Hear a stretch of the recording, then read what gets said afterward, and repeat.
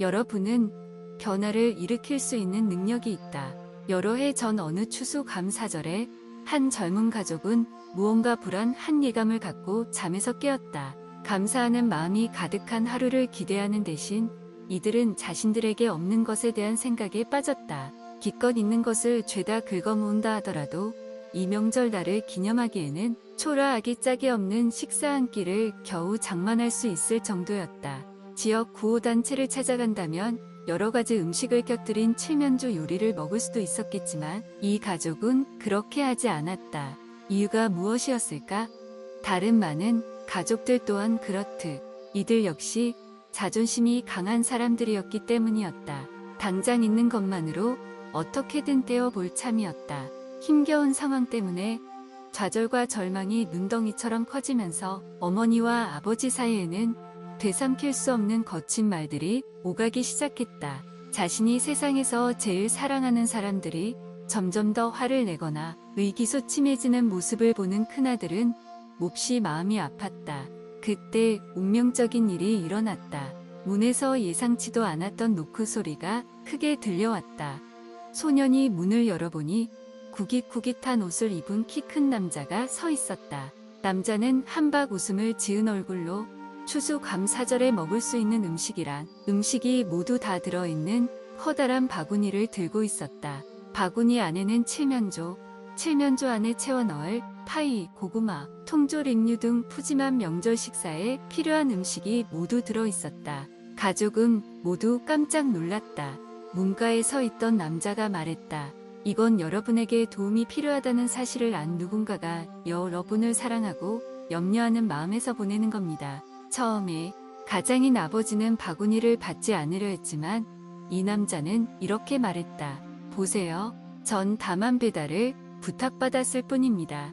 그는 미소를 머금은 채 바구니를 소년에게 안겨준 뒤 돌아서 나갈 때 어깨 너머로 돌아보며 소리쳤다. 행복한 추수감사절 되세요. 그 순간 이 소년의 인생은 영원히 바뀌었다.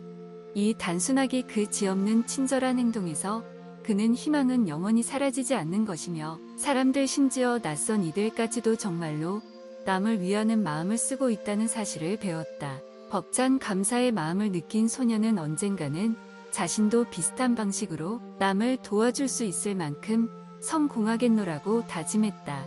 그리고 18살이 되었을 때부터는 이 다짐을 실천에 옮기기 시작했다.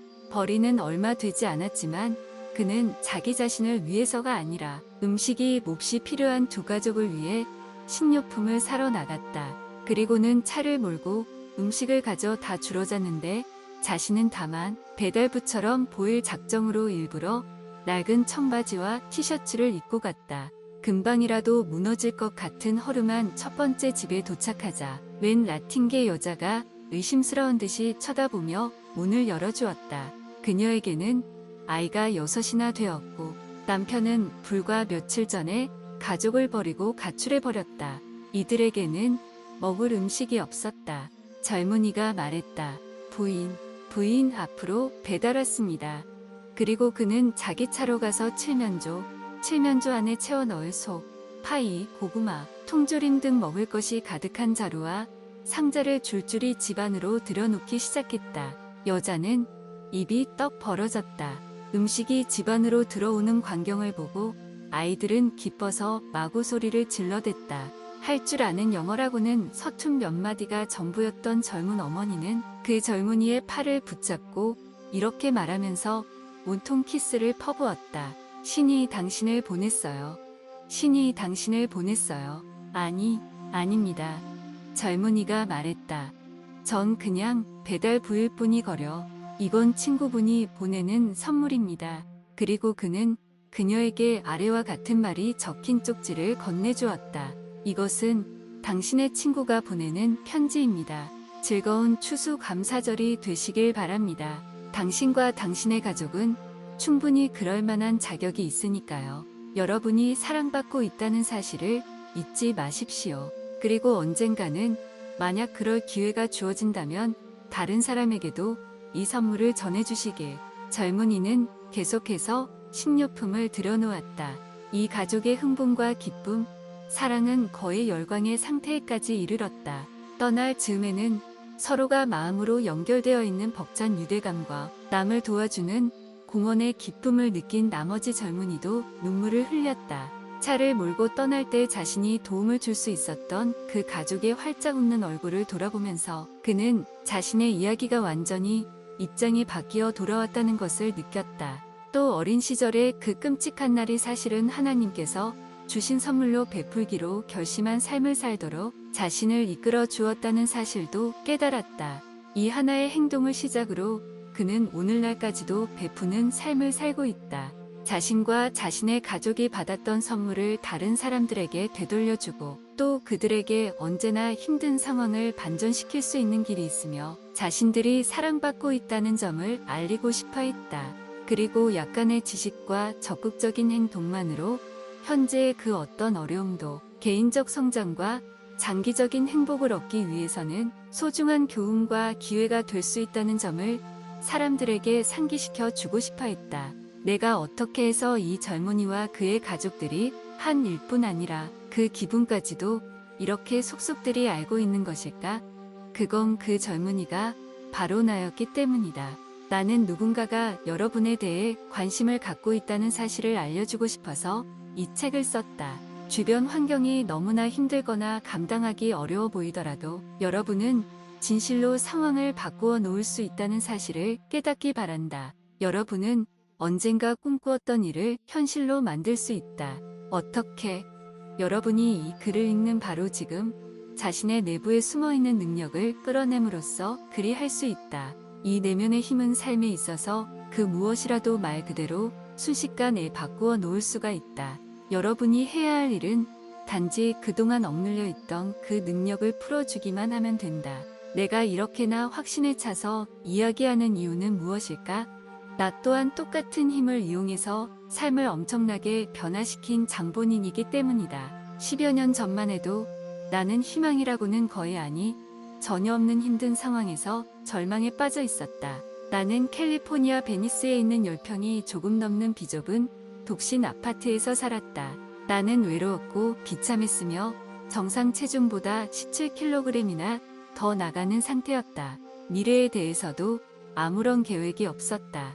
삶이 너무나 비참해 보였고 무슨 짓을 하더라도 도저히 이 상태를 바꾸지 못할 것만 같았다. 당시 나는 재정적으로도 파산 상태였고 감정적으로도 황폐해져 있었다. 나는 당면한 어려움에 완전히 지쳐버렸고 무력감과 패배감에 젖어 있었다.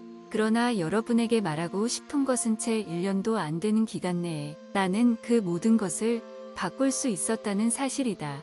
30일도 채 지나기 전에 나는 13kg의 체중을 감량하는 데 성공했다. 그리고 계속 감량된 상태를 유지했는데 이는 다이어트를 했기 때문이 아니라 마음가짐을 바꾼 덕분이었다. 나는 내 몸을 최상의 신체적 컨디션을 유지하도록 단련했고 힘든 시기를 헤쳐나가는 데 필요한 자신감을 키웠으며 내가 꿈꾸던 목표를 정말로 이루었다. 내 성공의 비밀은 다른 이들이 필요로 하는 것에 초점을 맞추는 데 있었다. 나는 끊임없이 어떻게 하면 내가 다른 사람들의 인생에 무언가 가치 있는 것을 보낼 수 있을까? 라는 질문을 던졌다.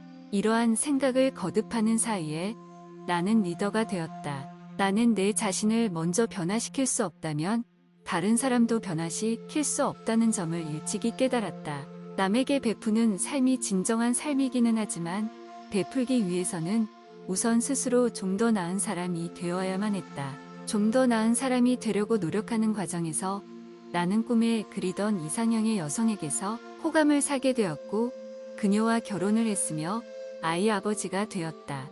나는 하루 벌어 하루 먹고 살던 궁핍한 생활에서 채 1년도 지나지 않아 1년 순수익만 100만 달러가 넘는 생활을 하게 되었다. 낡아빠진 아파트에서 벗어나 태평양을 바라보고 서 있는 실내 면적만 300평이 넘는 성과 같은 집으로 이사해 지금까지 살고 있다. 하지만 나는 여기서 멈추지 않았다. 내가 내 자신을 변화시킬 수 있다는 사실을 증명하자마자 즉각 다른 이들을 도울 수 있는 근본적인 방법을 찾아 나섰다. 나는 많은 역할 모델을 찾아 나섰는데 이들은 번개처럼 빠른 속도로 변화를 이루어내는 사람들이었다.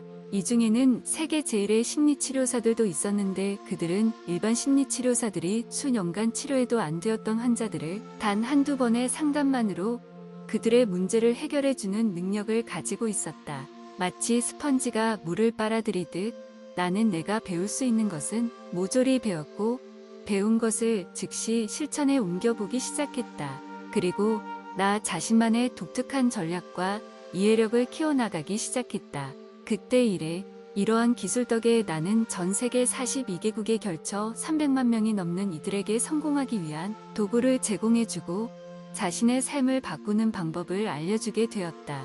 공장 노동자의 서명문 출신, 전 세계의 왕가, 각국 수반, 회사 사장 및 임원, 영화배우, 프로운동 선수들과 스포츠팀, 어머니들이나 의사들, 그리고 아이들과 노숙자들에 이르기까지 그동안 헤아릴 수 없이 다양한 계층의 사람들이 이 놀라운 특권이자 기회를 나와 함께 나누었다. 그리고 책, 테이프, 세미나, 텔레비전, 토크쇼 등을 통해서 나는 말 그대로 수천만 명의 사람들과 접촉할 수 있었다. 그 언제라도 내 변함없는 목표는 사람들이 자기 삶의 주인이 되어 즉시 삶의 질을 개선하도록 도와주는 것이었다. 나는 잘난 체 하려고 이렇게 말하는 것은 결코 아니다. 다만 변화가 얼마나 빨리 일어날 수 있는지 여러분이 깨닫기 바라는 마음에서다. 일단 무엇이 자신의 사고, 감정, 행동을 형성하는지를 깨닫고 나서 그 다음에는 지속적이고 재치있고 강력한 행동만 취하면 된다. 여러분이 바라는 그 어떤 변화도 이루어낼 수 있도록 코치를 자처하고 싶다. 긍정적인 사고만으로는 충분치 않다. 우리 모두에게는 꿈이 있다. 그렇지 않은가?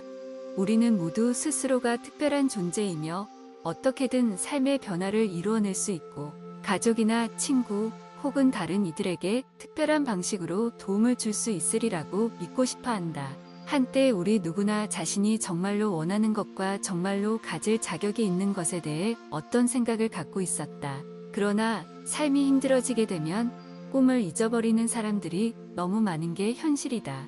이들은 자신의 열망을 옆으로 젖혀두고 자신에게 미래를 창조할 능력이 있다는 사실을 잊어버리며 이어서 자신감과 희망도 상실하게 된다. 여러분이나 나와 같은 모든 이들에게 자신의 내면에 무한한 능력이 들어있다는 사실을 깨우쳐주는 일은 내 일생의 목표였다. 바로 오늘부터 우리는 이 힘을 일깨워 꿈을 현실로 이룰 수 있다. 물론 긍정적인 사고는 훌륭한 출발점이다. 여러분은 어떻게 일이 잘못되어 버리는지보다는 어떻게 변화를 일으킬지 다시 말해 해결책에 집중하고 싶어 할 것이 분명하다. 그러나 긍정적인 사고방식 하나만으로는 삶을 바꾸기 어렵다. 사고 방식과 느끼는 방식, 그리고 살아있는 동안 매일매일 하는 일을 바꾸려면 약간의 전략과 단계별 계획이 필요하다. 우리 모두가 삶에서 무엇인가를 바꾸거나 개선시키고 싶어 한다는 것은 분명 부정할 수 없는 사실이다. 우리가 바라는 거의 모든 변화는 하나 혹은 두 개의 범주로 나눌 수 있다. 즉, 우리가 어떤 사물에 대해 느끼는 방식을 바꾸고 싶어 하는 것, 우리는 좀 더 자신감이 있었으면, 두려움을 극복할 수 있었으면, 좌절감을 몰아내 버릴 수 있었으면, 행복해졌으면, 과거에 있었던 일에 대해 느끼는 기분이 좀 더 나아졌으면 하고 바란다이거나 혹은 우리의 행동을 바꾸고 싶어 하는 것, 우리는 금연이나 금주를 하거나 일을 미루는 습관을 청산하는 등 무언가 다른 일을 하고 싶어 한다이다. 그러나 여기서 한 가지 큰 문제가 있다. 그것은 비록 누구나 이런 변화를 바라고 있긴 하지만 변화를 실제로 일으키고 지속적으로 유지시킬 줄 아는 사람은 거의 없다는 점이다. 나는 여러분이 지속적이고도 긍정적인 변화를 일으키도록 도와주고자 한다. 지금 당장 변화를 일으키려면 변화가 가능하다고 믿기만 하면 된다. 과거는 중요치 않다. 과거에 제대로 효과가 없었던 일은 오늘 할 일과는 아무 상관이 없다. 지금 이 순간 하는 일이야말로 앞으로의 운명을 결정할 것이다. 지금 이 순간 여러분은 스스로의 친구가 되어야 한다. 이미 일어나 버린 일을 가지고 자신을 마냥 몰아칠 수만은 없다. 그 대신 즉시 문제보다 해결책에 집중해야 한다.